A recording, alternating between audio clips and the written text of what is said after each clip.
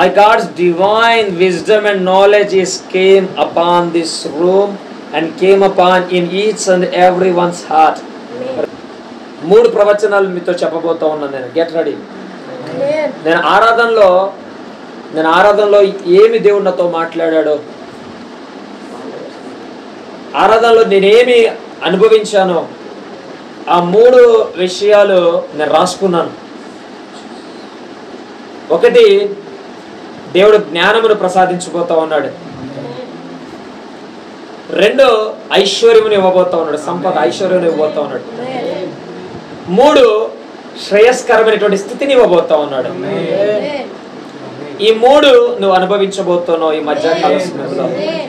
What I feel in the worship while the prophet brother done a worship, a great worship, and the time my God's divine wisdom is came, my God's divine wealth is came from heaven, and divine a safety and protection is came upon each and everyone's life in the mighty name of Jesus Christ of Nazareth. Riba shakantara lika raza kattara kuraba sakattari andalare o ridarama sendelani hendere rika raza kattara. May you receive it, my brothers and my sisters. ఇది ఏ ఒక్కరి కోసమే కాదు, అందరి కొరకు దేవుడు ప్రవచిస్తున్నటువంటి మాట. ప్రతి ఒక్కరి మీదకి దేవుని యొక్క జ్ఞానం విడుదలవుతోంది. ప్రతి ఒక్కరి మీదకి దేవుని యొక్క ఐశ్వర్యము సంపద విడుదలవుతోంది. ప్రతి ఒక్కరికి శ్రేయస్కరమైనటువంటి స్థితి కలగబోతోంది. Your life will be never be same like this. After this prayer meeting, your life will be never be same. Thank you, Master God Lord, what you spoke about the people, about people's life through your prophets. Thank you, Jesus, Master God Lord. May manifest these three prophecies and prophetical word their life in the mighty name of Jesus Christ of Nazareth. Thank you, Master God Lord. You are doing a great manifestation in their life. Thank you, Jesus. It is done in Jesus' mighty name. Amen. Hallelujah. Hallelujah. దేవుడు మూడు విషయాలు చెప్తా ఉన్నాడు మీ గురించి. నేను అక్కడ కూర్చున్నాను bed మీద, నేను వాక్యం ధ్యానం చేస్తూ ఉన్నాను. మరి ప్రవక్త గారు ఆరాధన చేస్తూ ఉన్నారు. ఆయన చెప్తారేమో అనుకుంటున్నాను, ఏమైనా ప్రవచనం చెప్తారేమో, నాకు వచ్చిన ఆ ప్రవచనం నాకేమైనా దేవుడు చెప్పి చెప్తారేమో అని నేను కనిపెడతా ఉన్నాను అక్కడ. అప్పుడు ఆయన ముగించారు, దేవుడు నాతో మూడు విషయాలు మాట్లాడారు. ఒకటి, నేను జ్ఞానం ఇవ్వబోతున్నాను వీరికి అని అంటున్నాడు. రెండు, సంపద ఐశ్వర్యము, సంపద అన్న ఐశ్వర్యం అని ఒకటే, సంపద ఐశ్వర్యము నేను అనుగ్రహించబోతున్నాను అన్నాడు. మూడో విషయం, శ్రేయస్కరమైనటువంటి స్థితి, శ్రేయస్కరమైనటువంటి కాలములో మీరు ఉండబోతున్నారు, శ్రేయస్కరమైనటువంటి స్థితి వీరు కలగబోతున్నారు. మూడు విషయాలు మాట్లాడారు. హల్లెలూయా. మంచిది.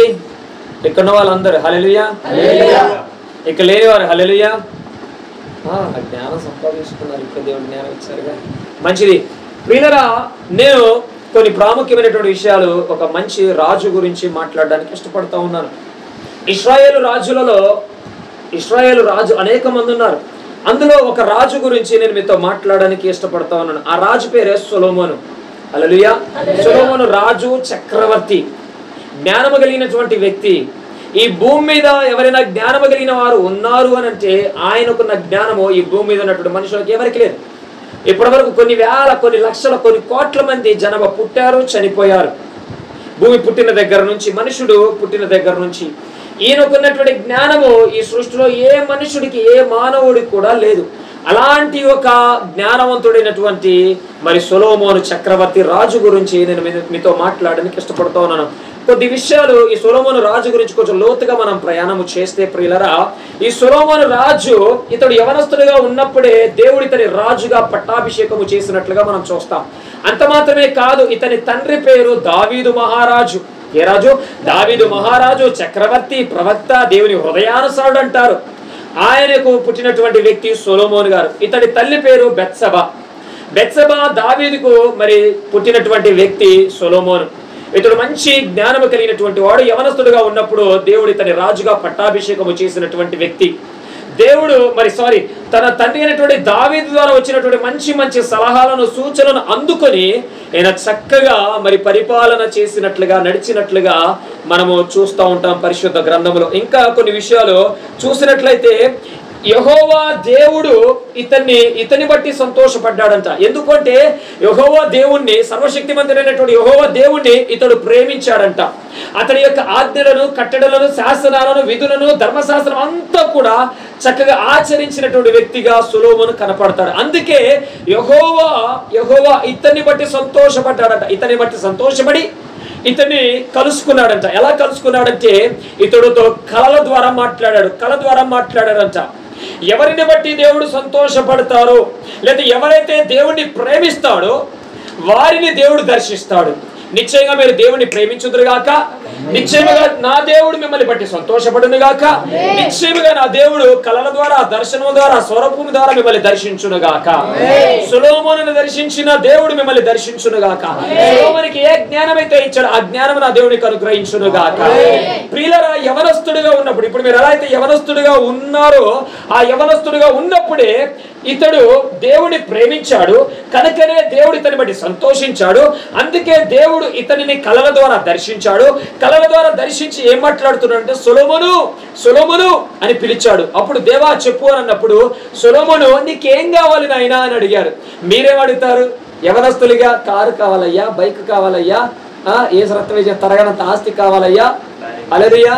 చూడండి ప్రియులారా, ఇతడు దేవుణ్ణి ప్రేమిస్తూ ఉన్నాడు సొలొమోను. దేవుడు సొలొమోనును బట్టి సంతోషపడతా ఉన్నాడు. ఆ సంతోషానికి దేవుడు మెచ్చి సొలొమోను కళల ద్వారా దర్శిస్తా ఉన్నాడు. దర్శించి ఆ కళలో సొలొమోను పిలుస్తున్నప్పుడు అతడు దేవా చెప్పు అని అడిగినప్పుడు నాయనా నీకేం కావాలని ఆయన వరము కోరుకోమని యెహోవా దేవుడే స్వయంగా అడిగినప్పుడు ఆయన ఏమడుగుతున్నాడో తెలుసా? ఆయన భూములు అడగట్లేదు, వెలగలిగినటువంటి వజ్రాలు, బంగారం, రాళ్ళు, రప్పలు, ఇల్లు ఇవేం అడగట్లే. ఆయన ఏమడుగుతున్నాడు? దేవా నీవిచ్చినటువంటి ఈ పరిపాలన, లేకపోతే నువ్విచ్చినటువంటి ఈ రాజ్యము, నీవిచ్చిన ఈ ప్రజలను పరిపాలించగలిగిన జ్ఞానం నాకు కావాలయ్యా. నేను యవనస్తుని, చిన్నవాడిని, నాకు పరిపాలన ఎలా చేయాలో తెలియదు కనుక పరిపాలన ఎలా చేయాలో అట్టి జ్ఞానం నాకు ఇస్తే ఆ జ్ఞానము చొప్పున నీవిచ్చిన ప్రజలను, నీ ప్రజలను చక్కగా నేను పరిపాలిస్తానయ్యా అని ఆయన చక్కగా సమాధానం చెప్పినప్పుడు దానికి యెహోవా ఇంకా సంతోషపడ్డాడు. ఓరి బాబోయ్, వీడు నేనిచ్చిన ప్రజలను, నేనిచ్చిన రాజ్యమును పరిపాలించాలని ఆ పరిపాలన కోసం కావాలన్న జ్ఞానము, అంటే నేను ఇతను ఎన్నుకొని రాజుగా నా ప్రజలను అప్పగిస్తే నా కొరకు, నా ప్రజల కొరకు పరిపాలించాలి, సక్రమంగా పరిపాలించాలని ఒక ఆలోచన కలిగిన వాడి, ఏ దురుద్దేశము లేకుండా, ఏ స్వలాభం కొరకు కాకుండా నా కొరకు, నా ప్రజల మేలు కొరకు ఇతడు ఆలోచిస్తున్నాడని చెప్పి యెహోవా ఎంతగానో సంతోషపడ్డాడంట. హల్లెలూయా. ఎవరిని బట్టి దేవుడు సంతోషపడతారు అంటే ఎవరైతే దేవుడిని ప్రేమిస్తాడో, లేదా దేవుడి ఆజ్ఞలను ప్రేమిస్తారో, లేదా దేవుడి పనిని ప్రేమిస్తారో, దేవుడి చిత్తాన్ని ప్రేమిస్తారో, దేవుడి పరిచర్యను ప్రేమిస్తారో, దేవుని ప్రజలను ప్రేమిస్తారో వారిని బట్టి దేవుడు సంతోషపడతారు.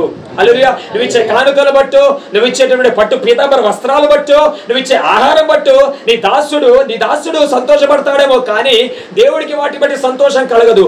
దేని బట్టి సంతోషం కలుగుతుందంటే సొలొమోను లాగా దేవుణ్ణి ప్రేమించాలి. ఆ ప్రేమ క్రియారూపకములో ఆయన ఏమడుగుతున్నాడు? దేవుడే స్వయంగా వచ్చి నీకు వరం కావాలని అడిగినప్పుడు తన స్వలాభం కొరకు, తన కొరకు, తన పొట్ట కొరకు, తన కొరకు ఆశపడట్లేదు, ఆలోచన కలగట్లేదు. ఇంకా యవనస్తుడుగా ఉన్నాడు, అతనికి ఇంకా వివాహం కాలేదు. హల్లెలూయా. ఆయన ఏమడుగుతున్నాడు తెలుసా? ఆయన అడుగుతున్నది ఏంటంటే తన ప్రజలను, దేవుని ప్రజలను పరిపాలించాలి. అది కూడా సక్రమంగా పరిపాలించాలి, న్యాయంగా పరిపాలించాలి, సమానంగా పరిపాలించాలా. ఆ జ్ఞానం నాకు కావాలయ్యా. నేను ఎవరొస్తున్న జ్ఞానం లేదు. హల్లెలూయా. దేవా నీ ప్రజలను పరిపాలించగలిగిన జ్ఞానము నాకు కావాలన్నాడు. అప్పుడు యెహోవా అంట బాగా సంతోషపడ్డాడట. సంతోషపడి ఏం చేశాడు తెలుసా? బాబు నేను కోరుకోమనంటే అన్ని అవి ఇవి కోరుకుంటారు, లోక సంబంధం అనుకున్నాను, కానీ నువ్వు ఆత్మ సంబంధమైనటువంటి దాన్ని కోరుకున్నావు కాబట్టి, జ్ఞానం కావాలన్నావు కాబట్టి నీకు జ్ఞానంతో పాటు నీకు ఐశ్వర్యముని ఇస్తాను. అలాగే ఏమిస్తానంట? నీకు ఐశ్వర్యం ఇస్తాను, ఇంకేమిస్తానంట? నీకు మంచి పేరు, మంచి ఘనతనిస్తానన్నాడు దేవుడు. ఏమిస్తాడు? జ్ఞానంతో పాటు నీకు ఐశ్వర్యంతో పాటు మంచి ఘనత ఏమిస్తానన్నాడు? మంచి ఘనత ఇస్తానన్నాడు. ఐశ్వర్యం వచ్చింది, జ్ఞానం వచ్చింది, ఘనత వచ్చింది. ప్రియులారా చూడండి, ఆయన తన కొరకు, తన దేవుడి కొరకు వాడబడాలని, దేవుని కొరకు జీవించాలని ఆశపడి అడిగినప్పుడు తన స్వలాభం కొరకు కాకుండా దేవుని కొరకు, దేవుని ప్రజల కొరకు ఆశపడ్డాడు కాబట్టి దేవుడు తనకు కావాల్సింది కూడా అనుగ్రహిస్తూ ఉన్నాడు. మనం ఉదాకలా పిచ్చగాల్లాగా పొద్దున్న లేచిన దగ్గర అమ్మా అయ్యా అయ్యా నాకు కారు కావాలయ్యా, అయ్యా నాకు ఇల్లు కావాలయ్యా, అయ్యా నాకు పత్రాలు కావాలయ్యా, అయ్యా నాకు పని కావాలయ్యా, నాకు తిండి కావాలయ్యా, నాకు అది కావాలయ్యా, నాకు ఇది కావాలయ్యా, నాకు పెళ్లి కావాలయ్యా, నాకు పిల్లలు కావాలయ్యా, నాకు అది కావాలయ్యా, ఇది కావాలని మొరపెడతా ఉంటారు. అడుక్కునే వాళ్ళగా మొరపెడతా ఉంటారు. ఇవన్నీ నీకు ఇవ్వాలని దేవుడికి తెలియదా? హల్లెలూయా, దేవుని స్తోత్రం. ఇవన్నీ నీకు ఇవ్వాలని తెలియదా? ఏం తిందుమో ఏం తాగుదుమో అని గురించి, తినడం గురించి తాగడం గురించి ఆలోచించకు. నీకు ఏమి కావాలో ఎంత కావాలో అన్నీ ఆయనకు తెలుసు. ఆయన ఇస్తాడు. అరచుతున్న పిల్ల కాకులు పోషిస్తున్నాడు. అడవిలో ఉన్నటువంటి గడ్డిని చూడు, అవి ఎలా ఎదుగుతున్నాయో. హల్లెలూయా, దేవుని స్తోత్రం కదండి. ఎప్పుడు ఏం కావాలో ఆయనకు బాగా తెలుసు. కానీ ఆయన గనుక నిన్ను వచ్చి ఏం కావాలని అడిగినప్పుడు నువ్వు ఏం కావాలని కోరుకోవడానికి సిద్ధంగా ఉన్నావో ఒక్కసారి ఆలోచన చేయి. మధ్యాకాల సమయంలో ఆయనే వచ్చి ఇప్పుడు నిలబడి నీకేం కావాలని అడిగితే నువ్వు ఏం కోరుకుంటావు? నా పిల్లలకు మంచి చదువు కావాలయ్యా, నా పిల్లలు ప్రయోజకులు అవ్వాలయ్యా, హల్లెలూయా, నా పిల్లలు మారాలయ్యా, హల్లెలూయా. ఏం కోరుకుంటావు? ఏం కోరుకుంటారు మీరు అందరూ? దేవుడు నీ దగ్గరకు వచ్చి ఈ మధ్యాకాల సమయంలో అడిగితే ఏం కోరుకుంటావు? హల్లెలూయా, దేవునికి స్తోత్రం. నీ చిత్తము నా ఎడల పరిపూర్ణంగా సంపూర్ణంగా వితౌట్ ఫెయిల్యూర్ జరగాలి ప్రభు అని కోరుకో. హల్లెలూయా. నీ చిత్తం ఏదైతే ఉందో నా జీవితంలో అది మాత్రమే జరగాలి, మరి ఏది జరగద్దు. ఆ చిత్తం కోరుకో. ఆయన నీ విషయంలో ఏవేవైతే దాచి ఉన్నాడో మేలులు అవన్నీ కూడా మీదకి వచ్చేస్తాయి. ఇక్కడ తెలివి కలిగినటువంటి వాడు, జ్ఞానము కలిగినటువంటి సొలొమోను ఏం చేశాడో తెలుసా? ఆయన జ్ఞానయుక్తంగా మాట్లాడాడు. ఏమని మాట్లాడాడు? దేవా, నీవిచ్చిన ప్రజలను పరిపాలించగలిగినటువంటి జ్ఞానం నాకు కావాలి. నేను ఇంకా యవనస్తుని, చిన్న పిల్లవాడిని, నాకు నీ ప్రజలను పరిపాలించే ఆ జ్ఞానం లేదు కనుక ఎవరిని ఎలా పరిపాలించాలో నాకు తెలియదు ప్రభువా. ఇందులో చాలా నాకంటే జ్ఞానవంతులు, తల పండిపోయినటువంటి మరి పండితులు ఉన్నారు కనుక వీరిని సాటిస్ఫై చేయలేను, కనుక వారిని సైతము కూడా పరిపాలించగల జ్ఞానము నాకు కావాలని అడిగినప్పుడు దేవుడు అతడికి జ్ఞానముతో పాటు ఐశ్వర్యంతో పాటు ఘనత కూడా ఇచ్చాడు. అదన్నీ మీకు ఇచ్చునుగాక. హల్లెలూయా, దేవునికి స్తోత్రం. ప్రియులారా, ఇంకా ఈయన జ్ఞానము గురించి ఆలోచన చేస్తే ఇద్దరు స్త్రీలు ఇతని దగ్గరకు వచ్చారు. ఒక పిల్లవాడి విషయంలో వచ్చారు. హల్లెలూయా, ఒక పిల్లవాడి విషయంలో ఇతని దగ్గరకు వచ్చారు. ఈ పిల్లవాడు నా పిల్లవాడు అంటే నా పిల్లవాడు, నా పిల్లవాడు అంటే నా పిల్లవాడు, ఇద్దరు కొట్లాడుతూ ఉన్నారు. సొలొమోను దగ్గరికి తీసుకొచ్చారు. ఈ పిల్లవాడు ఎవరంటే నా పిల్లవాడని అని చెప్తుంది అసలైన తల్లి. ఇంకొక ఆమెమో అసలైన తల్లి ఏం చెప్తుంది? ఈయన నా పిల్లవాడని చెప్తా ఉన్నారు. నేను ఆలోచించి ఏం చేశాడంటే, అరే ఎవరక్కడ? భటుడు వచ్చాడు. ఒరే నీ దగ్గర కత్తుందా? ఈ పిల్లవాడు నా పిల్లవాడు కాబట్టి ఈయన మధ్యలోకి రెండుగా సీల్స్ అండి, ఒక భాగం ఈమెకి ఇయ్యండి, ఒక భాగం ఆమెకి ఇయ్యండి అని చెప్పాడు. అప్పుడు అసలైన తల్లి ఏం చెప్పింది? నరికేసేయి, రెండు భాగాలు చేసి అన్నదా. హల్లెలూయా. అసలైన తల్లి ఏం చెప్పింది తెలుసా? వద్దయ్యా వద్దు, వాడు ఎక్కడున్నా పర్లేదు, వాడు బతుకుంటే చాలు, వాడి జీవంతో ఉంటే చాలు, వాడి సేవంగా ఉంటే చాలు, ఆమెకే ఇచ్చాయే, నాకు వద్దని అన్నది. అప్పుడు సొలొమోను అన్నాడు, నిజమైన తల్లి ఈమె, ఈ పిల్లగాన్ని తీసుకొచ్చి ఈమెకి ఇయ్యండి అని చెప్పాడు. హల్లెలూయా, దేవునికి స్తోత్రం.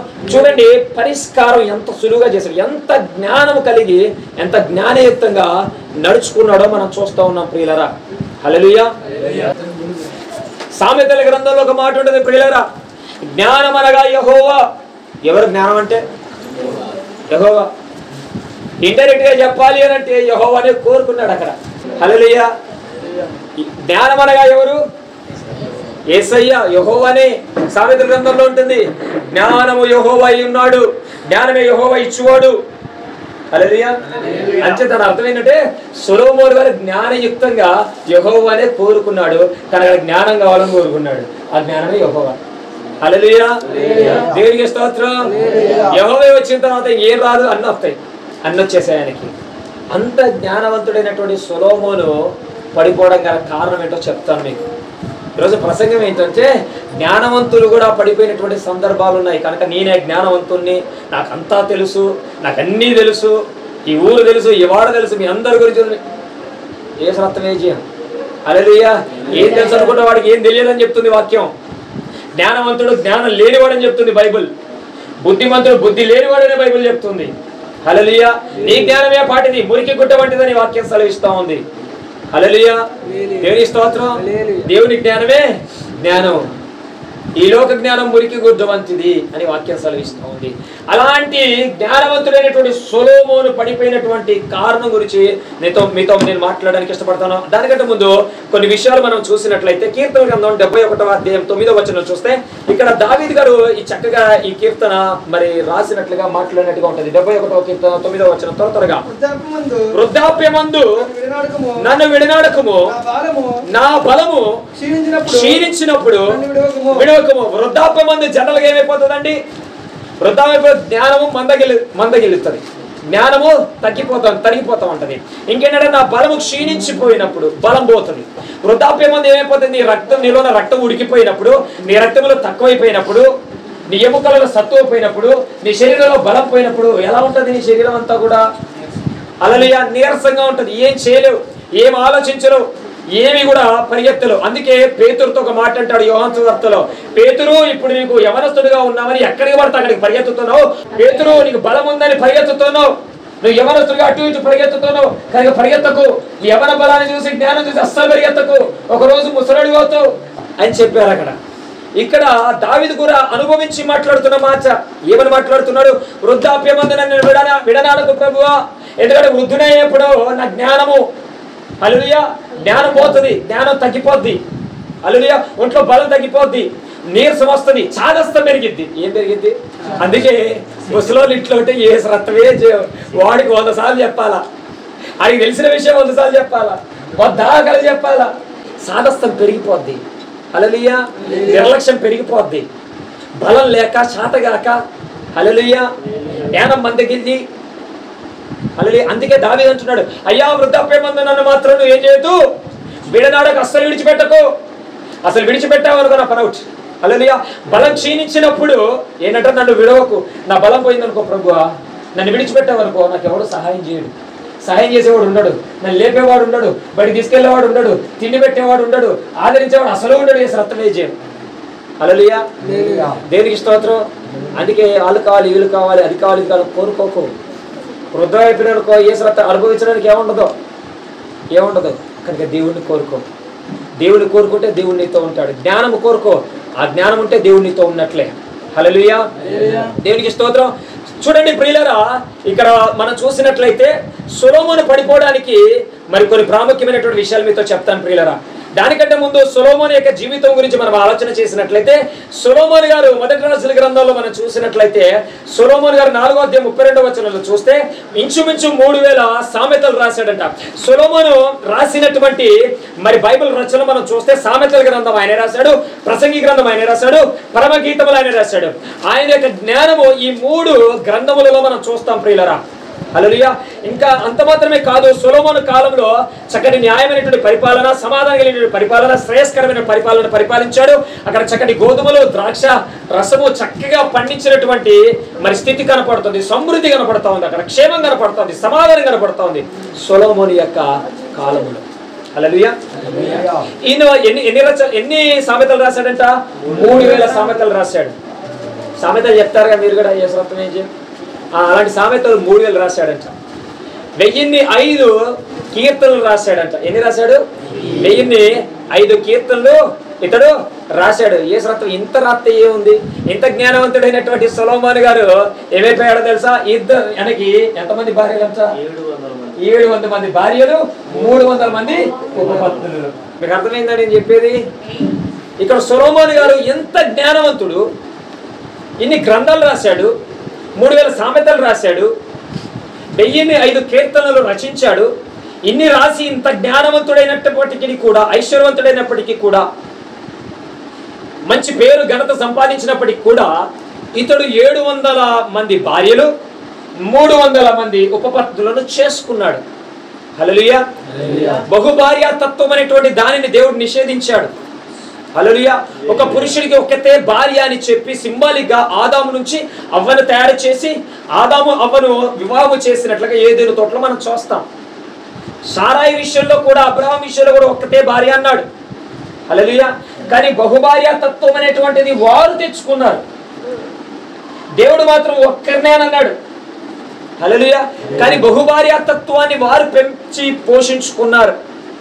సుఖానికి అలవాటు పడిపోయి ఇచ్చిన జ్ఞానాన్ని దేవుడి కొరకు వాడకుండా, దేవుడి చిత్తాన్ని నెరవేర్పు జరిగించడానికి వాడకుండా ఏం చేస్తా ఉన్నారంటే ఆ జ్ఞానాన్ని మరి దురుపయోగాల కొరకు, లేకపోతే లోక సంబంధమైన వాటిని అనుభవించడం కొరకు వాడుతున్నట్లుగా చూస్తా ఉన్నాం.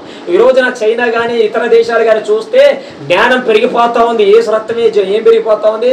నేను మొన్న చూశాను, మీకు చెప్పాను కదా, ఎక్కడది ఈజిప్ట్ దేశంలో 112 కిలోమీటర్ల కృత్రిమ నదిని తయారు చేస్తా ఉన్నారు. ఇంచుమించు 9,700 కోట్లు వెచ్చించి 112 కిలోమీటర్ల నదిని తయారు చేస్తా ఉన్నారు వాళ్ళు. హల్లెలూయా. అధిక జ్ఞానం చూడండి, అధిక జ్ఞానము శరీరము ఎముకలకు కుళ్ళు లాంటిది. హల్లెలూయా. అధిక జ్ఞానాన్ని నువ్వు సంపాదించుకో, ఆ జ్ఞానం వల్ల నువ్వు నష్టపోతావని వాక్యం సెలవిస్తా ఉంది. హల్లెలూయా. ఈ జ్ఞానవంతుడైనటువంటి సొలొమోనుకి వచ్చింది అదే తిప్పలో. ఎంత జ్ఞానవంతుడిగా ఉన్నాడో అంత జ్ఞానవంతుడైన ఈ వ్యక్తి అక్కడ యేసు రక్తమే జయం జారిపోయినటువంటి స్థితి కనపడతా ఉంది. హల్లెలూయా. అందులో మొదటి విషయం చెప్తున్నాను, జ్ఞాపకం చేసుకోండి, చూసుకోండి. మొదటి విషయం, దేవుడు చెప్పాడు ఎవరితో సహవాసము చేయకూడదో ఆ జనాంగముతోనే ఇతడు సహవాసం చేస్తా ఉన్నాడు. దేవుడు ఫలానా వ్యక్తులతోనూ సహవాసం చేయకూడదు, వారి వలన నీకున్న మంచి పేరు చెడిపోతుంది, లేకపోతే నీకున్నటువంటి స్థితిగతులు మారిపోతాయి, వారి సహవాసం వలన నష్టపోతావు, కనుక నువ్వు వారితో సహవాసము చేయొద్దంటే వారితోనే సహవాసము చేయడానికి ఇష్టపడతా ఉన్నాడు. చూడండి, మొదటి రాజుల గ్రంథం 11వ అధ్యాయం మొదటి వచనం. మోయాబీలు, ఎదోమీయులు, అమ్మోనీయులు, సీదోనీయులు, హిత్తీయులు అను జనులు మీ హృదయములను తమ దేవతల తట్టు తిప్పుదురు గనుక. ఇదిగో చూడండి ప్రియులారా, ఇక్కడ చెప్పబడినటువంటి 5 రకాల జాతులు కదండి. అక్కడ 5 రకాల జాతులు వారు, వీరు అన్య జాతులు వారు, వీరు దేవుడికి వ్యతిరేకంగా నడుచుకునేటువంటి వారు, వీరికి దేవుడికి వ్యతిరేకంగా మరి చేయెత్తేవారు, దేవుడి ప్రజలతో వ్యతిరేకంగా మరి యుద్ధం చేసేటటువంటి వారు. కనుక వీరు దేవుడికి వ్యతిరేకులు కనుక వారితో సహవాసం చేయొద్దు. దేవుడు సన్నిధిని, దేవుడిని పాడు చేసేటటువంటి మరి మనుషులతో సహవాసం చేయకూడదని దేవుడు చెప్తా ఉన్నాడు. ఇక్కడ క్లియర్ గా మాట్లాడాడు సొలొమోనుతో, సొలొమోను ఈ 5గురితో సహవాసం చేయొద్దు. ఎందుకో తెలుసా? వారు కులదేవులను వారు ఆరాధించుకుంటారు.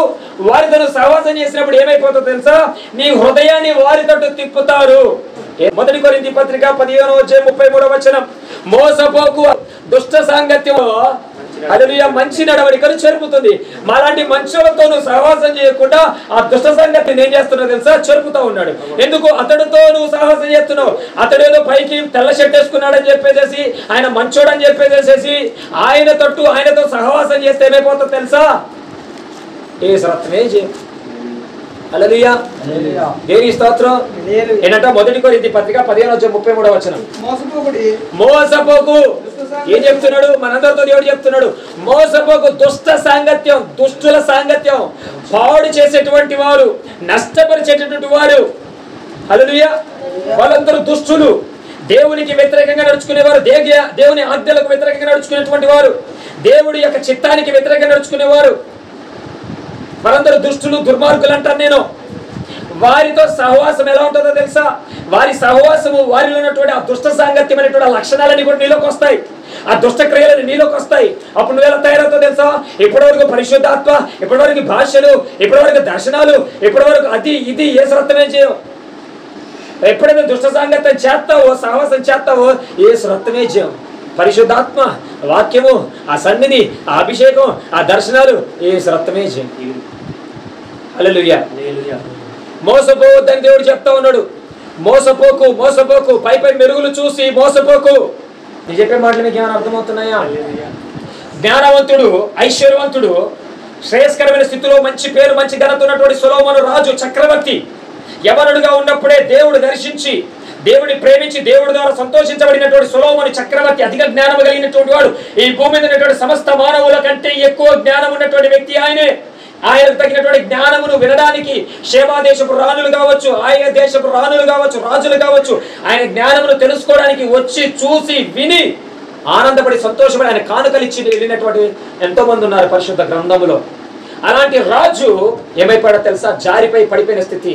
ఆయన పడిపోవడం కారణం ఏంటో తెలుసా? సహవాసం. నువ్వు ఇంత పరిశుద్ధాత్మ అభిషేకం కలిగిన, ఇంత జ్ఞానవంతుడైనా, ఇంత వాక్యం తెలిసినా, ఇన్ని దర్శనాలు వచ్చినా, కళలు వచ్చినా, ప్రవచనాలు వచ్చినా, నీకు వరాలు ఫలాలు అన్నీ ఉన్నా, నువ్వు జారిపడడం కారణం ఏంటో తెలుసా? నీ సహవాసం. హల్లెలూయా. ఏ సహవాసం? ఈ సహవాసం. యెషయా ప్రవక్త కూడా తన స్నేహితుల సహవాసం చేయడం వలన దేవుడికి ప్రార్థన చేసేటటువంటి యెషయా ప్రవక్త, ప్రవచించే యెషయా ప్రవక్త కాని మాటలు, చెడ్డ మాటలు మాట్లాడారు తెలుసా బైబిల్ గ్రంథంలో? హల్లెలూయా.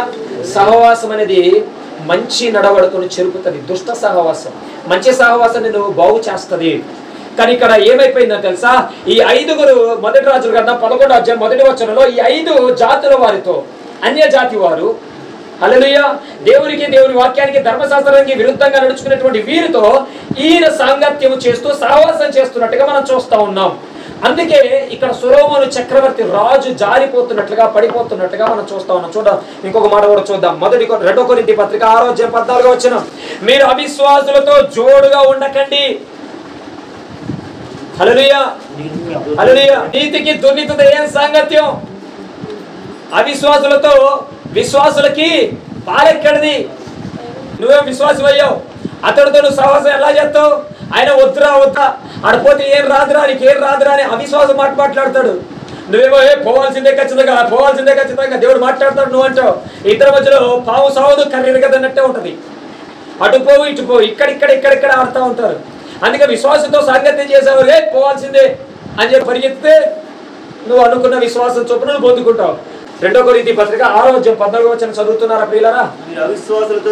అవిశ్వాసులతో మీరు జోడుగా ఉండొద్దు. ఇక్కడ ఏమైపోతుందో తెలుసా ప్రియులారా? ఇక్కడ సొలొమోను గారేమో విశ్వాసము కలిగిన వ్యక్తి దేవుడి యందు. ఈ 5 జాతుల వారు అవిశ్వాసులు. దేవుడు అంటే విశ్వాసం లేదు. హల్లెలూయా. వీరితో ఆయన సాంగత్యం చేస్తూ ఉన్నాడు. అవిశ్వాసులతో విశ్వాసి సాంగత్యము చేస్తే వీరి విశ్వాసం పెరిగిందా తగ్గిందా? సొలొమోను పడిపోవడం గల కారణం ఏంటో తెలుసా? జ్ఞానవంతుడు, అతడి సహవాస దోషము. దేవుడు అతడితో చెప్పాడు ఏమనంటే, నీవు నీ విశ్వాసాన్ని చెరిపేటటువంటి వారితో సహవాసము చేయకూడదు. హల్లెలూయా. సహవాస దోషం వలన సొలొమోను గారు పడిపోయినట్లుగా మనం చూస్తా ఉన్నాం. 5 వ్యక్తులు కనపడతా ఉన్నారు అక్కడ, జాతుల వారు. వారితో సహవాసం చేస్తున్నట్టుగా మనం చూస్తున్నాం. 1 రాజుల గ్రంథం 11వ అధ్యాయం 1వ వచనంలో. ఇక్కడ పరిశుద్ధ గ్రంథంలో 1 కొరింథీ పత్రిక కావచ్చు, 2 కొరింథీ పత్రిక కావచ్చు, మనం చూసినట్లయితే దుష్ట సాంగత్యం మంచి నడవడికను చెరుపుతుంది. అవిశ్వాసులతో నువ్వు జోడుగా ఉండకూడదు. ఈ దినములలో మనం చూస్తే ప్రియులారా, అనేకులు లోక సాంగత్యమును అనుసరించి నడుచుకోవడానికే ఇష్టపడుతున్నారు. అవిశ్వాసులతో వియ్యం ముందుకోవడానికి ఇష్టపడతా ఉన్నారు. పరిశుద్ధ గ్రంథంలో రూతు గారు అత్త పేరు నయోమి. ఆమె దేవుని బిడ్డ, ఇశ్రాయేలులు. ఆమె ఎక్కడ పోయింది? హల్లెలూయా. మోయాబు దేశం, అన్యుల దేశానికి వెళ్ళింది. ఎక్కడ ఉండాలమ్మా? దేవుని రొట్టెల ఇంట్లో ఉండాలి. కానీ ఆమె ఎక్కడికి వెళ్ళింది? అన్యుల దేశంలోకి వెళ్ళి అన్యుల మధ్యలో ఉంది. అక్కడ పిల్లల్ని ఇచ్చి తన 2 కుమారులకు పెళ్లి చేసింది. ఆ 2 కుమారులు టపాకట్టారు. అంత మాత్రమే కాదు, తన భర్త కూడా టపాకట్టాడు. ఇప్పుడు 2 కోడలు మిగిలారు. అందులో కోడ వెళ్ళిపోయింది, ఇంకో కోడలు ఆమెతో వచ్చింది. ఏ సత్యం వేసి ఏం చెప్పాడు దేవుడు? వాళ్ళకి ఇచ్చి వియ్యం అందుకోదురా నాయన అంటే, నీ కొడుకులు ఎవరికి ఇచ్చి వియ్యం చేస్తున్నావు? వాళ్ళు అందంగా ఉన్నారు, వాళ్ళు తెలివిమంతులుగా ఉన్నారు, వాళ్ళు బాగా చదువుకున్నారు, వాళ్ళ వెనక బంగారం ఉంది, వెండి ఉంది, వజ్ర వైడూర్యాలు, ఏ సత్తులే విజయం ఉన్నాయి కనుక నా కుమారులు ఇద్దరిని కూడా వాళ్ళకిచ్చి మాత్రమే పెళ్లి చేస్తాము. ఏమన్నాడు దేవుడు? అవిశ్వాసులతో విశ్వాసులకు పాలెక్కడిది, జోడెక్కడిది, పాలేంటి, జోడించి. హల్లెలూయా. సొలొమోను పడిపోవడానికి కారణం సహవాసం. మొదటి విషయం, నీవు కూడా పడిపోతున్నావేమో, జారిపోతున్నావేమో, నీ సహవాస దోషంలో ఉన్నావేమో, నీ సహవాసం మంచిది కాదేమో. నువ్వెవరితో సహవాసం చేస్తున్నావు ఒక్కసారి ఈ మధ్యకాలంలో ఆలోచన చేసుకో. నీ సహవాసం అవిశ్వాసులతో అయితే, నీ సహవాసం అన్యులతో అయితే, నీ సహవాసం లోకస్తులతో అయితే, లోకానుసారంగా నడుచుకునే వారితో అయితే, లోక ఆచార వ్యవహారంలో పాలు పంపులుకునే వారితో అయితే, నీవు కూడా జారిపోయినా పడిపోయిన స్థితిలో ఉంటావు. జాగ్రత్త. హల్లెలూయా. నువ్వు దేవుడితో సహవాసం చేయుదుగాక, ప్రవక్తలతో సహవాసం చేయుదుగా. మొదటి యోహాను పత్రికలో 1వ అధ్యాయం చూస్తే మన సహవాసం అయితే తండ్రి అయిన దేవునితోనూ, ప్రభువైన యేసుక్రీస్తు వారితోనూ, పరిశుద్ధాత్మ దేవునితోనూ, ఆయన ఎన్నుకున్న ఏర్పాటు చేసుకున్న ప్రవక్తలతో, అపోస్తలులతో, సంఘముతో, సమాజముతో, సమూహముతో ఉండాలి అని లేఖనాలు తెలియజేస్తా ఉన్నాయి. హల్లెలూయా. నీతో సహవాసం చేశాడనుకో, నీ సహవాసంలో అభిషేకం పెరిగిద్ది. ఎందుకు? ఈయన ప్లస్గా ఉన్నాడు, నేను ప్లస్గా ఉన్నాను కాబట్టి మా ఇద్దరి మధ్య ప్లస్ అనేటువంటి సహవాసం ఉంది కనుక ఏమవుతుంది? పెరుగుతుంది. హల్లెలూయా. అందుకే యేసుబాబు ఒక మాట అన్నాడు, నువ్వు వెచ్చగానుండు లేకపోతే చల్లగానుండు, నులివెచ్చగా ఉంటే ఉమ్మివేస్తానన్నాడు. దేనికి స్తోత్రం? చెప్పేది ఏమైనా అర్థమవుతుందా మీకు? ఇంతైనా మంచి వాళ్ళతో సహవాసం చేస్తే వాళ్ళు మంచి వాళ్ళు అవుతారు. చదువుకునే వాళ్ళతో సహవాసం చేస్తే చదువుకునే వాళ్ళు. తాగుబోతులతో సహవాసం చేస్తే వాళ్ళు ఏమవుతారు? తాగుబోతులే అవుతారు. కనుక సొలొమోను జ్ఞానవంతుడైనప్పటికీ కూడా ఆయన పడిపోవడానికి కారణం సహవాసం. హల్లెలూయా. యాకోబు పత్రిక 4వ అధ్యాయం 4వ వచనం. ఈ లోక స్నేహము దేవునితో వైరం. దేవుని పిల్లలారా, ఈ లోక స్నేహము, ఈ లోకములో ఉన్నటువంటి వాటి విషయములను స్నేహిస్తున్నట్లయితే, మనుషులను స్నేహిస్తున్నట్లయితే అది దేవుడితో వైరం అంటే శత్రుత్వం అంట. దేవుడికి శత్రువుగా అవుతున్నాడంట. దేనిని బట్టి? నువ్వు లోకంతో స్నేహించడం బట్టి. దేవుడికి ఏమైపోతున్నాడు? దూరం అయిపోతున్నాడు. దేవుడికి విముఖుడైపోతా ఉన్నాడు. దేవుడితో మాట్లాడట్లేదు. దేవుడు నువ్వు అడిగిన ప్రశ్నలకు సమాధానం చెప్పట్లేదు. దేవుడిని నువ్వు దర్శించట్లేదు. దేవుడికి రావాల్సిన ఆశీర్వాదం రానివ్వకుండా ఆపుతున్నాడు. ఎందుకో తెలుసా? నీ సహవాసం ఎవరితో ఉందో చూసుకో. నువ్వు ఆయనతో స్నేహం చేయాలి, ఆయనతో సహవాసం చేయాలి. కానీ నువ్వు ఎవరితోనో సహవాసం, ఎవరితోనో స్నేహం చేస్తా ఉన్నావు. హల్లెలూయా. దేని స్తోత్రం. అర్థమవుతుంది నేను చెప్పేది మీకేమన్నా? సొలొమోను పడిపోవడానికి జ్ఞానవంతుడు మొదటిది సహవాసం. రెండోది చూద్దాం. సొలొమోను దినములలో ప్రవక్త లేడంట. మీరు బైబిల్ మొత్తం చదువుకోండి. సొలొమోను చరిత్రలో ప్రవక్త లేడంట. ఆయన దగ్గరలో లేరు. ప్రవక్తలు ఉన్నారేమో కానీ ఆయనకు దగ్గరలో, ఆయనకు చేరువలో లేరు. హల్లెలూయా. ప్రవక్త అనేవాడు ఏం చేస్తాడో తెలుసా? దేవుని యొక్క చిత్తాన్ని, దేవుని యొక్క ఉద్దేశాన్ని ప్రవచనాత్మకంగా మనకు దేవుని బూరగా తెలియచేస్తాడు. హల్లెలూయా. ఈ రోజులో కోకొల్లలుగా ప్రవక్తలు ఉన్నారు. వీధికో ప్రవక్త ఉన్నాడు. హల్లెలూయా. వీధికో ప్రవక్త ఉన్నాడు. ఆ రోజులలో ప్రవక్తలు అరుదుగా ఉన్నారంట. ప్రవక్తల దర్శనం చాలా అరుదుగా జరుగుతుందంట. ప్రవక్తలు దేవుడు ప్రేరేపిస్తే మాత్రమే వచ్చి మాట్లాడుతున్న సందర్భాలు. సొలొమోను కాలంలో ప్రవక్తలు చాలా చాలా చాలా చాలా తక్కువ. మీరు చూడండి, సొలొమోను దగ్గరికి ఎవరైనా ప్రవక్తలు వచ్చి మాట్లాడినట్టుగా ఉందా? హల్లెలూయా. ప్రవక్తలు ఆయన దగ్గరలో లేరంట. హల్లెలూయా. అందుకే పడిపోయాడంట సొలొమోను. మీ దగ్గర ప్రవక్తలు ఉన్నారు. మీ అందరి దగ్గర ప్రవక్తలు ఉన్నారు. ప్రవక్తలు మీతో దేవుని యొక్క ఉద్దేశాలు, దేవుని యొక్క చిత్తము, దేవుని యొక్క ప్రణాళికను, దేవుని బూరగా మీకు చెప్తా ఉన్నారు. కానీ మీరేం చేస్తున్నారు? దాన్ని వినట్లేదు, దాని ఆచరణలో పెట్టట్లేదు. హల్లెలూయా.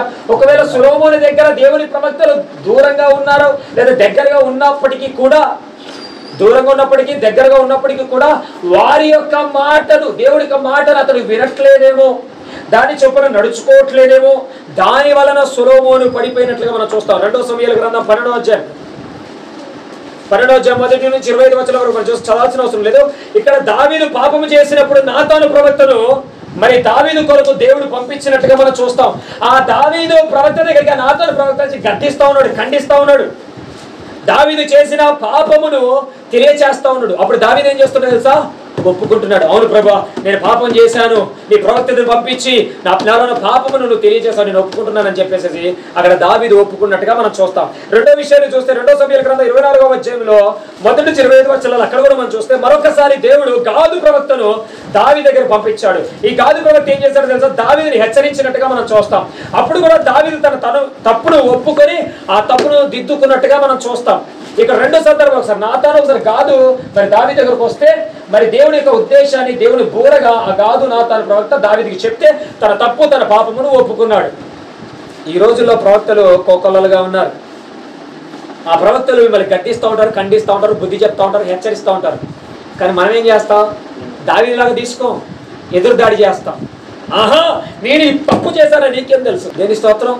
మరి కాదురా బాబు, దేవుడు దర్శించాడరా, దేవుడు కల్లో మాట్లాడాడరా, లేదురా దేవుడు స్వరం వచ్చిందిరా, అరే నువ్వు అక్కడక్కడ తిరుగుతున్నావు అని దేవుడు చెప్తా ఉన్నాడా, నీ జీవితం మార్చుకోవడానికి చెప్తున్నాడా, నీ బతుకు మార్చుకోవడానికి చెప్తున్నారా బాబు, కనుక మార్చుకోరా, ఎవరు చెప్పట్లేదురా నాకు, దేవుడు చెప్తున్నాడని చెప్పి నా నెత్తి ఎవరు కొట్టుకున్నా కానీ అలా కొట్టుకుంటారనమాట. హల్లెలూయా. అర్థమవుతుంది నేను చెప్పేది. మొదటిది సహవాసము, రెండోది ప్రవక్తలు దూరంగా ఉన్నారు. ప్రవక్తల యొక్క దర్శనము తక్కువగా ఉంది. ఈ రోజులో ప్రవక్తల దర్శనం ఎక్కువగా ఉంది. ఇంటికో ప్రవక్తున్నాడు, ఇక్కడ అందరు ప్రవక్తలే ఉన్నారు. యేసు రక్తమే జయం. హల్లెలూయా. ఇంతమంది ప్రవక్తలు ఇన్ని రకాలుగా దేవుడి చిత్తాన్ని, దేవుడి ఉద్దేశాన్ని ప్రవచించి చెప్తా ఉంటే అవన్నీ పక్కన పెడతా ఉన్నారు. హల్లెలూయా. హల్లెలూయా. చెప్పేవారు ఎక్కువైపోయారు, వినేవారు తక్కువైపోయారు. పోనీ వినేవారు తక్కువైన వాళ్ళు వింటారా? వినట్లేదు.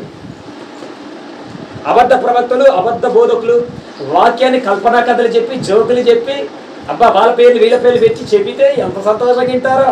యేసు రక్తమే జయం. కల్పనా కథలు చెప్పి, జోకులు చెప్పి, ఆ ముసలం ముచ్చట్లు చెప్పి, అక్కడ ఆ చెట్టు కింద, ఈ చెట్టు కింద, ఆ బింద, ఈ బింద, ఆకుండా ఏకుండా అని చెప్తే అబ్బా ఎంత జాగ్రత్తగా కళ్ళు తెరిచి, చెవులు తెరిచి, నోరు తెరిచి, అన్ని తెరిచి మంచిగా చూసి వింటూ ఉంటారు. ఇంకాసేపు ఇంకాసేపు ఇంకాసేపు ఎంత బాగా చెప్పాడు, చెప్పు చెప్పు చెప్పు. అదే నీ బతుకు మార్చుకో, నీ జీవితాన్ని మార్చుకో, ఆడితో స్నేహం చేయకు, ఆడితో స్నేహం చేస్తే చెడిపోతావు, పాడైపోతావు, వద్దురా అని చెప్తే అసలు దువ్వమ్మో ఈయన అబద్ధ ప్రవక్త, అస్సలు నేను మరొకసారి పిలవద్దు. ఎందుకు? ఈయన ఖండిస్తా ఉన్నాడు, ఈయన గద్దిస్తా ఉన్నాడు, ఈయన హెచ్చరిస్తా ఉన్నాడు, ఈయన బుద్ధి చెప్తా ఉన్నాడు. అమ్మో ఈ మాటలు తీసుకోవడం చాలా కష్టంగా ఉంది, మా వల్ల కాదు, మా వల్ల కాదు, మా వల్ల కాదు. సమరయ స్త్రీ, నువ్వు 5 భర్తలు కలిగి ఉన్నావు, 5 కూడా నీ భర్తలు కాదు, 6వ పెట్టుకున్నావు, వాడు కూడా భర్త కాదు, నువ్వు పాపంలో మొగ్గుతున్నావు, పాపం చేస్తున్నావు అని ప్రవక్త అయిన యేసు ప్రభు చెబితే, దేవుడు ప్రవక్తగా ఉన్న యేసు ప్రభు చెప్తే ఒకసారి కుండ నేల మీద పడేసి పగలగొట్టి, అయ్యో నేను చేసిన తప్పులని పాపాలని ఎవరో చెప్తున్నాడు, నేను నిజంగా మెస్సయ్య కాదు అని చెప్పి తన జీవితాన్ని మార్చుకుని, తన పాపాలు ఒప్పుకొని చక్కగా పరిశుద్ధంగా బతికింది. మీరు బతుకుతున్నారా? చెప్పేది మీకు ఏమైనా అర్థమవుతుందా? నా మాటలు మీకు చాలా ఇబ్బందిగా అనిపించచ్చు, అయినా పర్లేదు, ఇబ్బంది అయినా పర్లేదు, తిట్టుకున్నా పర్లేదు. సొలొమోను, జ్ఞానవంతుడైన సొలొమోనే పడిపోయాడు, జ్ఞానము కలిగిన సొలొమోనే పడిపోయాడు. మనందరికంటే జ్ఞానవంతుడు, ప్రపంచంలో ఉన్న మనుషులందరికంటే జ్ఞానవంతుడే పడిపోయాడంటే చూడండి, నువ్వు పడిపోవడం అంత తేలిక కాదనుకుంటున్నారా? హల్లెలూయా.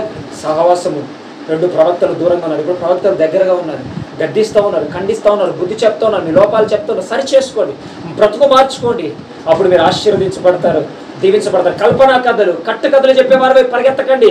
కల్పన కథలు, కట్టు కథలు వినడానికి చాలా బాగుంటాయి, కానీ జీవితాలు మార్చవు, బ్రతుకులు మార్చవు, దానివల్ల ఏ ప్రయోజనం మీకు జరగదు. హల్లెలూయా. అందుకే పౌలు తిమోతితో అంటాడు, చూడండి ఒక మాట, తిమోతి అంటాడు, 1 తిమోతి పత్రిక 4:3-4 వచనాలు చూడండి. దేవుడు సృజించిన ప్రతి వస్తువును మంచిది, కృతజ్ఞతాస్తుతులు చెల్లించి పుచ్చుకొని ఏది నిషేధింపదగినది కాదు, ఏలయనగా అది దేవుని వాక్యం వల్ల, ప్రార్థన వల్ల పవిత్రపరచబడి ఉన్నది. చూడండి, దేవుని వాక్యం వలన పవిత్రపరచబడి ఉంది, పరిశుద్ధపరచబడి ఉంది. కొందరేమో అంటారు ఇది తినద్దు, అది తాగద్దు అని చెప్తా ఉంటారు. హల్లెలూయా. కొందరేమో ఇది తినాలి, తాగాలని చెప్తారు. ఏది తినాలి, ఏది తాగకూడదు, ఏది తినాలి, ఏది తాగాలి, ఏది తినకూడదు, ఏది తాగకూడదు అనేటువంటి విషయములో నువ్వు జాగ్రత్త వహించాలి. ఎవరే తాగకూడదురా, మత్తిచ్చేది, మనిషి దేహానికి మత్తిచ్చేది ఏది కూడా తాగకూడదు, అది పాపము అని దేవుని వాక్యం సెలవిస్తుందిరా అని చెప్తే ఎవడేనాడో ఎలా తీసుకోమన్నాడు, ఎలా తీసుకోవద్దన్నాడు. ఇదే జ్ఞానం. నేను చెప్పేది నీకు ఏమైనా అర్థమవుతుందా? మన అన్నయ్య పులియబెట్టినటువంటి ద్రాక్షరసం కూడా తాగేస్తా ఉన్నాడు. ఎవరు? సొలొమోను గారు. సొలొమోను గారు తాగట్లేదంటారా? తాగుతాడు సొలొమోను గారు, తెలుసా? హల్లెలూయా. సొలొమోను గారి యొక్క తిండి ఖర్చు తెలుసా మీకు? ఒక్కొక్క దినమునకు సొలొమోను భోజన సామాగ్రి ఒక్క దినమందే, ఇన్ని కాదు, ఒకటే రోజుకి ఎన్ని తగ్గుతాయో చూడండి. ఎంతనగా 600 తూముల సన్నపు, 600 తూములు, 1200 తూముల ముతకపిండి, 1200 ముతకపిండి అంట. కొవ్విన ఎడ్లు 10, కొవ్విన ఎడ్లు ఏంటంట 10. కొవ్విన ఎడ్లు అంటే బక్క సిక్కినే కాదు, కొవ్విన పొదమట్టంగా మంచిగా లావుగా ఉన్నాయి. 20 ఎడ్లు ఎన్నంట విడియి, 20 ఎడ్లు విడిగా ఉన్నాయంట. కొవ్వినే 10 అంట. 100 గొర్రెలు, ఎన్ని గొర్రెలు? 100 గొర్రెలు. ఎర్ర దుప్పులని అయ్యారా, వినండి, దుప్పులు, ఎర్ర దుప్పులు, జింకలు, కొవ్విన బాతులా ఏనంట. ఒక రోజుకి ఎంతంట? తిండి ఖర్చు అది. తాగడా ఇదైనా? హల్లెలూయా. ఇది తింటేనే మొత్తం వస్తుంది, ఏ సత్వమే జీవం. ఇక తాగుడు అక్కడ. నేను చెప్పేది మీకు ఏమర్థమవుతుందా? సొలొమోను, జ్ఞానవంతుడైన సొలొమోను సహవాస లోపం వలన జారిపోయాడు. రెండోది, సొలొమోను దినంలో ప్రవక్త ఉన్నప్పటికీ దూరంగా ఉన్నాడు. ఆ ప్రవక్తను పిలుచుకోవట్లేదు, ఆయన ద్వారా దేవుడు చెప్పే మాటలు వినడానికి ఇష్టపడట్లేదు. ఆయనకి దేవుడు జ్ఞానం ఇచ్చాడని ఆ జ్ఞానం మీద ఆధారపడి నడుస్తూ ఉన్నాడు. హల్లెలూయా. దేవుని స్తోత్రం. 2 తిమోతి పత్రిక 3:17 వచనం. ఈ దినములలో అనేకులకు దేవుని వాక్యము గద్దింపు అవసరం లేదండి, ఖండింపు అసలు అవసరం లేదు, తిద్దుపాటు ప్రసంగాలు అసలు వద్దు, ఏదైనా ఆశీర్వాదమే. ప్రతి సత్కారమునకు పూర్ణముగా సిద్ధపడినట్లు దైవావేశము కలిగిన ప్రతి లేఖను ఉపదేశించుటకును ఖండించుటకును. ఇగో దైవావేశము కలిగి, ప్రతి సేవకుడు దైవావేశము కలిగి ఉపదేశించుటకును ఖండించుటకును ఏం చేయాలంట? ఉపదేశం చేయాలా, వాక్యం బలంగా చెప్పాలా, ఇంకేం చేయాలా? ఖండించాలా. తప్పు చెప్తున్నావు, తప్పు అస్సలు చేయొద్దు అని చెప్పేం చేయాలట? ఆ కనెక్షన్ అక్కడితో ఏ సున్నామలో కట్ అయిపోను కాక. ఏది ఆ తప్పు చేసేది? తప్పు దిద్దుటకును. తప్పు ఏం చేయాలంటే దిద్దడం. ఒరే ఇది తప్పు, ఇలా చేయకూడదు, ఇది ఇలా చేసుకొని ఆ దగ్గర నుంచి తిప్పడం, తిద్దడం. శిక్ష చేయుటకును. ఏంటంట? నీతి, అవినీతి దుర్నీతి కాదు, నీతి అందు శిక్ష చేయడం. శిక్ష, నీతి కలిగి బ్రతకడానికి క్రమశిక్షలో పెట్టడం, మంచిగా నడిపించడం ప్రయోజనకరమై ఉన్నది. అది ప్రయోజనకరం. ఏది కల్పన కథలు, కట్టు కథలు, చెట్ట కథలు, పుట్ట కథలు, ఆ కథలు ఈ కథలు కాదు. పెట్ట కథలు వినడానికి ఇష్టపడతారు, అది కాదు. అది నీకు మేలు చెయ్యదు. ఏ తెలుసా? గద్దింపుతో కూడిన, అలాగే హెచ్చరికతో కూడిన, దిద్దుబాటుతో కూడిన వాక్యము నీ జీవితాన్ని కడుతుంది, మారుస్తుంది, ఆశీర్వాదకరంగా చేస్తుంది. వినడానికి చాలా కఠినంగా, కటువుగా అనిపిస్తుంది, బాధగా అనిపిస్తుంది, కానీ అదే నీకు దీవెనకరంగా ఉంటుంది. హల్లెలూయా, హల్లెలూయా. శత్రువు అనేక ముద్దులు పెడతాడంట. హల్లెలూయా. అదే ప్రేమించేటోడు వచ్చేవాడు ఏం చేస్తాడు? గద్దిస్తాడు, ఖండిస్తాడు, బుద్ధి చెప్తాడు. అది ఎక్కవు, అది నాటవు, ఏ సత్తువే చేయవు. పొలమును పడిపోవడానికి కారణం అదండి ప్రియులారా. సో ఇంకో మాట చూద్దాం, ఎందుకు పడిపోయాడు. దీనికంటే ముందు కీర్తనల గ్రంథం 141 వచనం చదవండి. నీతిమంతులు నన్ను కొట్టుట నాకు ఉపకారం. అబ్బా, ఏంట? నీతిమంతులను కొట్టడం ఉపకారం. వారు నన్ను గద్దించుట, వారు నిన్ను గద్దించుట నాకు తైలాభిషేకం. తైలాభిషేకం అంటే నూనె, అంటే ఆత్మాభిషేకం అని, దేవుని ఆత్మాభిషేకం అని. ఒరే నువ్వు చేసేది తప్పురా, ఇదిగో వాక్యాలు ఇలా ఉందిరా, నువ్వు వాక్యానికి విరుద్ధంగా నడుచుకుంటున్నావురా అని చెప్పడం. కొట్టడం అంటే కొట్టడం లాగి పెట్టి కొట్టడం కాదు, ఎగురుతనడం కూడా కాదు. వాక్యముతో గద్దించడం, ఖండించడం, బుద్ధి చెప్పడం. ఏంటంట? నీతిమంతులు నన్ను కొట్టుట నాకు ఉపకారం. ఉపకారం చేసినట్టు, నాకు మేలు చేసినట్టు. నాకు మేలు కావాలంటే నీతిమంతులు వచ్చి నాకేం చేయాలి? బోధ చేయాలి, వాక్యము నాకు బోధించాలి, చెప్పాలి, ఏది కరెక్ట్ ఏది కరెక్ట్ కాదు. గద్దించడం అంటే ఓయ్ ఇది తప్పు, ఇది పాపం, ఇలా నడుచుకోవద్దు అని గద్దించడం. నేనటి అభిషేకమును త్రోసివేయకుందును గాక. తైలాభిషేకం అంట. గద్దింపు ఏంటంట? ఇది మన వాళ్ళకి అవసరం లేదు. గద్దిస్తూ ఉంటే తీసుకోరు, ఎదురు దాడి చేస్తూ ఉంటారు. వాళ్ళు తైలాభిషేకం చేయడానికి ఇష్టపడతారు. ఏ అన్న నువ్వే చెప్తావు, తైలాభిషేకం నీ చేద్దా అని చెప్పి మేము గద్దిస్తూ ఉంటే ఎదురు గద్దిస్తూ ఉంటారు, ఖండిస్తూ ఉంటే ఎదురు ఖండిస్తూ ఉంటారు, బుద్ధి చెప్తా ఉంటే ఎదురు మాకు బుద్ధి చెప్పడానికి ట్రై చేస్తూ ఉంటారు. ఎందుకు మేము తైలాభిషేకం చేసుకున్నాగా మీ ద్వారా, మీకు కూడా మేము చేస్తామన్నా, మాకు చేసే ఆయన ఉన్నాడులే, లేదా మా తలకాయలు ఉన్నారులే, పైన ఇంకొంతమంది మాకంటే నీతిమంతులైన వాళ్ళు ఉన్నారులే, ఏ సత్యం వాళ్ళు చేస్తారులే. లలియా ఏంటంట? తైలాభిషేకం అంట గద్దింపు. నేను తిడుతున్నాను అనుకో, మీ పేర్లు ఎత్తి చెప్తున్నాను అనుకో వాక్యం, అది మిమ్మల్ని క్రిటిసైజ్ చేసినట్టు కాదు, మిమ్మల్ని కించపరిచినట్టు కాదు, మీలో లోపములు ఎత్తి చెప్పించి మిమ్మల్ని అందరి మధ్య చులకన చేసినట్టు కాదు. అది ఒక గద్దింపు, కన్నింపు, బుద్ధి చెప్పుట. అది మీకు తైలాభిషేకం. తైలం అనగా నూనెనగా వాక్యము, నూనెనగా పరిశుద్ధాత్మ అభిషేకం. మిమ్మల్ని గద్దిస్తున్నామంటే పరిశుద్ధాత్మ అభిషేకాన్ని మీ మీద మేము పోస్తున్నట్లు, వాక్యాన్ని మీ మీద మేము పోస్తున్నట్లు. హల్లెలూయా. దేనిస్తో? అందుకే మీ తలకు నూనెను తక్కువ చేసుకోవద్దు అని అంటాడు. తలంతా కూడా నూనెతో ఉండాలంట. అది ఎప్పుడు గద్దింపు. అన్నా ఒకసారి తిట్టన్నా, అన్నా నేను తప్పు చెప్తున్నావు అన్న, వాక్యంతో ఒకసారి మమ్మల్ని గద్దించన్నా, ఎవడైనా అలా చెప్తాడా అన్నా. అదే అన్న గద్దింపుతో కూడినటువంటి మంచి సందేశం, ఒక వాక్యం చెప్పన్నా, నా జీవితం మార్చుకునే వాక్యం చెప్పన్నా అని చెప్పు. అది నువ్వు చనిపోయి దేవుడి దగ్గరికి వెళ్ళేంతవరకు అది నాటుకునే అభిషేకం తల మీద అలా పోయబడి అలా జారుతూ ఉంటుంది, కారుతూ ఉంటుంది. అది మీ నెత్తి మీద ఉండదుగా. మూడో విషయం చెప్పి నేను ముగిస్తాను ప్రియులారా. చూడండి ప్రియులారా, హల్లెలూయా, దేవునికి స్తోత్రం. మూడో విషయం, సొలొమోను దినములలో దేశం అంట సమాధానంతో ఉందంట. ఏముందంట? సమాధానంతో. యుద్ధాలు లేవు, పోరాటాలు లేవు. దావీదు ఏమంటాడు తెలుసు? ఒక మాట చూడండి. దావీదు అంటాడు, కీర్తన గ్రంథం 119:67 వచనం, శ్రమ కలగక మునుపు నేను త్రోవ విడిచి తిని ఇప్పుడు నీ వాక్యమును గురించి నడుచుకొనుచున్నాను. దావీదు మహారాజు మాట మాట్లాడుతూ ఉన్నాడు. సొలొమోను పడిపోవడానికి గల కారణం ఏంటో తెలుసా? ఆ సమయంలో, సొలొమోను సమయంలో దేశము సమాధానంతో ఉందంట. యుద్ధాలు లేవు, పోరాటాలు లేవు, పోరాటం ప్రయాసం ఏం లేవు. శుభ్రంగా రోజు అన్ని తీసుకొప్పిస్తా ఉన్నాడు, రోజు తింటా ఉన్నాడు. అయిపోతే పక్క దేశానికి తెప్పిస్తా ఉన్నాడు, తింటా ఉన్నాడు.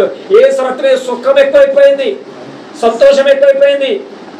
ఈ సుఖము ఈ సంతోషం ఎక్కువ పెరిగిపోతా ఉంది. ఇదే చూసుకుంటా ఉన్నాడు అన్నయ్య. పోరాటాల గురించి ఆరాటాల గురించి ఏం చూడట్లేదు. యేసు రక్తమే జయం.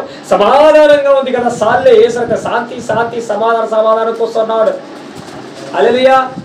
పోరాటాలు ఏం లేవు, వెలుపల పోరాటాలు ఆరాటాలు ఏం లేవు కనుక సమాధానంతో ఉంది. కనుక శ్రమ కలగట్లేదు కాబట్టి ఆయన పోరాడడానికి ఇష్టపడట్లేదు. పోరాటానికి తన శరీరాన్ని నలగొట్టుకోవడానికి ఇష్టపడట్లేదు. శారీరక సంబంధమైనటువంటి శ్రమ ఆయనకు లేదు. ఆత్మ సంబంధమైన శ్రమ లేదు, శారీరక సంబంధమైన శ్రమ లేదు. ఎవరికైతే శారీరక సంబంధమైన ఆత్మ సంబంధమైన శ్రమలు పోరాటాలు ఉండవో వారు పడిపోతారు. ఏంటి నేను చెప్పింది నిజమా కాదా? హల్లెలూయా. ఆదికాండం 21వ అధ్యాయంలో మనం చూస్తే దేవుడే అబ్రహామును పరిశోధించాడు. వాక్యం ఉందా? హల్లెలూయా. దేవుడే ఆ ప్రాంతంలో కరువు వచ్చేలా చేశాడు. ఉందా లేదా? ఎందుకు? ఈ ప్రాంతంలో కరువు రాకపోతే వీడు తిని ఇక్కడే ఉంటాడు, వీడు విస్తరించాడు, వీడు వ్యాపించాడు. ఇదే మంచిగా ఉంది, ఇదే సుఖంగా ఉంది, ఇదే మంచిగా ఉంది అని అక్కడే ఉండిపోతాడు. హల్లెలూయా. ఇప్పుడు బాబేలు గోపురం కట్టేసి వాళ్ళు ఏం చేద్దాం, అందరం ఒకటే దగ్గర ఉందాం అని అనుకున్నారు. వాళ్ళు ఏం చేశాడు? తారుమారు చేశాడు, వాళ్ళకి శ్రమ కలిగేలా చేశాడు. అప్పుడు ఏమైపోయారు? విస్తరించారు. హల్లెలూయా. దేవుని స్తోత్రం. వీళ్ళరా గమనించండి, చాలా చక్కగా జాగ్రత్తగా వాక్యాన్ని గమనించండి. ఆ ప్రాంతంలో ఆ ప్రదేశంలో ఆ సమయంలో సమాధానం ఉంది కనుక ఆయన పోరాడడానికి ఇష్టపడట్లేదు, యుద్ధం చేయడానికి ఇష్టపడట్లేదు. ఆత్మ సంబంధమైన పోరాటం లేదు, శారీరక సంబంధమైన పోరాటం లేదు. తింటా ఉన్నాడు, తాగుతా ఉన్నాడు, సుఖిస్తా ఉన్నాడు. ఇదే సరిపోతా ఉంది. ఎవరైతే ఎక్కువ సుఖపడతారో వారు జారిపోతారు, పడిపోతారు. ఎవరైతే శారీరక సంబంధమైన ఆత్మ సంబంధమైన పోరాటాలలో ఉంటారో వారు స్థిరంగా నిలబడతారు. హల్లెలూయా. దేని స్తోత్రం. ఏరి కోరి దేవుడే మనల్ని శ్రమల గుండా శోధనల గుండా నడిపిస్తాడంట. అంతేగాని సాతానికి అప్పగించడు మనల్ని. హల్లెలూయా. యేసుక్రీస్తు వారు మత్తయి సువార్త 4వ అధ్యాయంలో మీరు చూస్తే ఆత్మదేవుడు యేసుక్రీస్తు వారిని అరణ్యంలోకి శోధించబడడానికి, పరిశోధించబడడానికి, పరీక్షించబడడానికి తీసుకెళ్ళడా లేదా? దేవుడు ఎవరిని కూడా ఏం చేయడంట? శోధించడంట. కానీ పరీక్షిస్తాడు, పరిశోధిస్తాడు దేవుడు. హల్లెలూయా. ఇక్కడ సమాధానమే ఉంది. ఎటువంటి పోరాటాలు కనబడట్లే. ఆత్మ సంబంధమైన శారీరక సంబంధమైన యుద్ధం చేసేటటువంటి స్థితి లేదు. శుభ్రంగా తింటా ఉన్నాడు, తాగుతా ఉన్నాడు, సుఖిస్తా ఉన్నాడు. అధిక సుఖం అనేటువంటిది చూడండి ఆయన జారిపోయేలాగా పడిపోయేలాగా చేస్తా ఉంది. అందుకే దావీదు అన్నాడు, ఏమన్నాడు? ఇప్పుడు చదివినటువంటి కీర్తన 19:67 వచనం 71 వచనం కూడా, శ్రమ కలగక మునిపే నేను త్రోవ విడిచి తిని. శ్రమ రాకముందే త్రోవ విడిచాడట. ఎందుకు? శ్రమ రాకముందే ఆయన సుఖంలో సంతోషంలో ఉన్నాడు కాబట్టి, జారిపోయాడట. అదే శ్రమలో ఉంటే పోరాటంలో ఉంటాడు, యుద్ధం చేస్తాడు. ఇప్పుడు సైనికులు యుద్ధం రాదని ఏ మరుపున ఉన్నారనుకోండి, ఏమైపోద్ది? వాడు వచ్చి ఎప్పుడో అనుకున్న సమయంలో బాంబు ఎత్తాడు, ఏమైపోద్ది? ఎందుకు వాడు సిద్ధపడలేదు? ఎందుకు? పోరాటం జరగట్లేదు కదా, పోరాటం రావట్లేదు కదా. యుద్ధం లేదు కాబట్టి ఇప్పుడు ఎవడు ఆ కార్గిల్లో లేకపోతే ఆ బోర్డర్ దగ్గర గన్ను పట్టుకొని కూర్చొని పెలుస్తాడు? హల్లెలూయా. శ్రమ రావట్లేదు, శోధన రావట్లేదని కదా, సమాధానం ఉందని కదా. సమాధానం ఉన్నా లేకపోయినా పోరాటేటువంటి స్థితి, పోరాటం వస్తుందనే స్థితి, లేదా పోరాడుతూ ఉంటారు చూసారా? హల్లెలూయా. దేవునికి స్తోత్రం. వారు జారిపోరు, పడిపోరు. అందుకే దావీదు అన్నాడు, శ్రమ రాకముందే ఏమైపోయాడంట? మరొకసారి చదవండి. శ్రమ కలగకపోతే నేను త్రోవ విడిచి తిని. శ్రమ లేదు ఆయనకి, శోధన లేదు, పరిశోధన లేదు, కానీ త్రోవ విడిచాడంట. ఎందుకో తెలుసా? సుఖం ఎక్కువైపోయింది, సంతోషం ఎక్కువైపోయింది. అందుకే ఆయన జారిపోయాడు. అక్కడ యుద్ధ రంగంలో యుద్ధం చేస్తూ ఉంటే ఈయనేం చేస్తా ఉన్నాడు? పోరాటం చేయకుండా ఏసరత్వమే చేస్తూ ఉన్నాడు. ఎక్కడ? రాజదర్బారులో మేడ మీద పడగదిలో ఏమైపోయాడు? అందుకే ఆయన అన్నాడు అనుభవపూర్వకంగా, శ్రమ రాకముందే నేను త్రోవ త్రప్పిపోతుని, ఇప్పుడు దేవుడి యొక్క వాక్యాన్ని అనుసరించి నేను నడుచుకుంటున్నాను. హల్లెలూయా. ఇంకో మాట 119వ కీర్తన 71వ వచనం. నేను నీ కట్టడలు నేర్చుకున్నట్లు శ్రమనందుట నాకు మేలాయను. అబ్బా, నీ కట్టడలు నేర్చుకోవాలంటే నాకు శ్రమలు రావాలి ప్రభువా. నీ గురించి నేను తెలుసుకోవాలంటే, నీ గొప్పతనం గురించి తెలుసుకోవాలంటే, నీ అద్భుతాలు తెలుసుకోవాలంటే, నీ ఆశ్చర్యకారాలు తెలుసుకోవాలంటే, నీ పరాక్రమం తెలుసుకోవాలంటే, నీ శక్తి సామర్థ్యాలు తెలుసుకోవాలంటే నాకు శ్రమ రావాలి. నాకు ఎప్పుడైతే శ్రమ శోధన వస్తుందో అప్పుడు నీ యొక్క శక్తి, నీ సామర్థ్యాన్ని తెలుసుకుంటాను నేను. మీరు చూస్తే బైబిల్లో ఆయన ఎవరైతే శ్రమలు అనుభవిస్తున్నారో వారి దగ్గరగా ఎక్కువగా వచ్చిన సందర్భాలు ఉంటాయి. ఎవరైతే శోధించబడతా ఉన్నారో, ఎవరైతే శ్రమలో ఉన్నారో వారిని దేవుడు ఎక్కువగా దర్శించిన సందర్భాలు ఉన్నాయి. తెలుసా మీకు? హల్లెలూయా. ఎవరైతే శ్రమల్లో శోధనలు కూడా ప్రయాణం చేస్తున్నారో వారిని ఎక్కువగా దేవుడు దర్శించాడు, అందరినీ దర్శించలేదు. విడువబడినటువంటి వారు, శ్రమలు శోధనలు కూడా ప్రయాణం చేసిన వారిని దేవుడు దర్శించినట్లుగా మనం చూస్తాం. ఇంకో మంచి అద్భుతమైన మాట చెప్పనా, దేవుడిని దర్శించడానికి నీ జీవితంలో శ్రమలు ఆయనే వదులుతాడంట.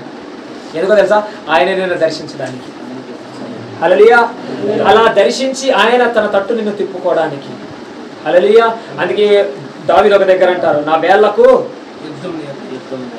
నా చేతులకు, నా వేళ్లకు పోరాటం, నా చేతులకు యుద్ధం నేర్పించమంటాడు దావీదు. ఏమంటాడు? నా వేళ్లకు పోరాటం, చేతులకు యుద్ధం నేర్పించయ్యా అంటాడు కీర్తనల గ్రంథంలో.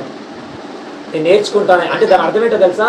ఇప్పుడు యుద్ధం వచ్చేలా చేయి ప్రభువా, ఇప్పుడు యుద్ధం కలగాలి నా ముందు, ఆ యుద్ధంలో నేను పార్టిసిపేట్ చేయాలి. అప్పుడు నేనేం చేస్తాను? వేళ్లతో పోరాడతాను, నా చేతులతో ఏం చేస్తాను? యుద్ధం చేస్తానని దావీదు కోరుకుంటున్నాడండి. మీరు ఎవరైనా కోరుకుంటారా? దేవా నేను ఎక్కువ తెలుసుకోవడం నాకు శ్రమలి ప్రభువా, చిన్న శ్రమ వస్తే చాలు ఏసు రక్తమే చేయం, చిన్న కష్టం వస్తే చాలు ఏసు రక్తం చేయం, చిన్న తలనొప్పి వస్తే కడుపు నొప్పి వస్తే చాలు ఏసు రక్తమే చేయం. హల్లెలూయా. ఏసు రక్తమే చేయం. హల్లెలూయా. హల్లెలూయా. ఇక్కడ దావీదు అంటున్నాడు, శ్రమ రాకముందే ఆయన త్రోవలోంచి జారిపోయాడంట. శ్రమ వస్తే పడిపోయేవాడు కాదంట. శ్రమ రాలేదు కాబట్టి నేను పడిపోయానయ్యా, అందుకే నా జీవితంలో శ్రమలు ఎలుగు చేయయ్యా అన్నాడు.